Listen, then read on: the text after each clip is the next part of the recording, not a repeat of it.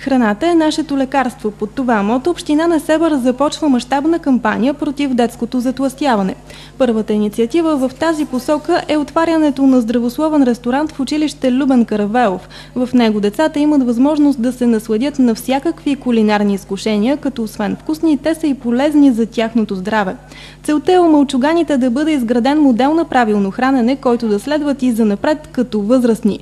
Начинанието на общината идва в отговор на тревожната статистика от последните години, според която 60% от българите страдат от затлъстяване.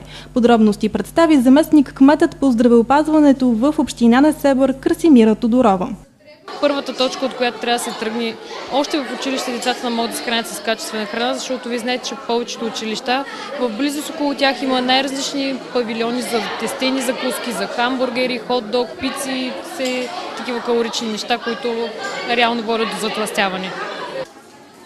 Децата се запознаха с здравословната кухня по атрактивен и забавен начин. Организиран беше кулинарен турнир по повод Световният ден за борба с затлъстяването.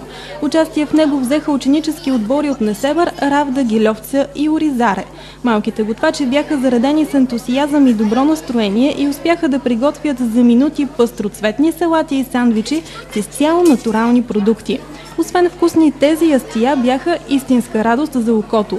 От чиниите гледаха усмихнати човечета, забавни животни и всякакви други творения на детското въображение. Съвсем справедливо награди имаше за всички. Мълчуганите като истински отличници, без никакво усилие, научиха важният урок – как трябва да се храним правилно и кои са полезните за здравето храни. С повече плодове, зеленчуци, да се храним с пълнозърнен хляб, а не с бял. Да ядем плодове и зеленчуци. Да спортуваме повече също. Освен за ученици, ресторантът е отворен и за всички граждани, които желаят да се докоснат до тази различна кухня и да подобрят здравословното си състояние. За менюто ще се грижи лично известният диетолог Георги Славов. Той е част от екип професионалисти, разработил уникален метод на здравословно хранене, който се основава на вегетарианско-млечната кухня.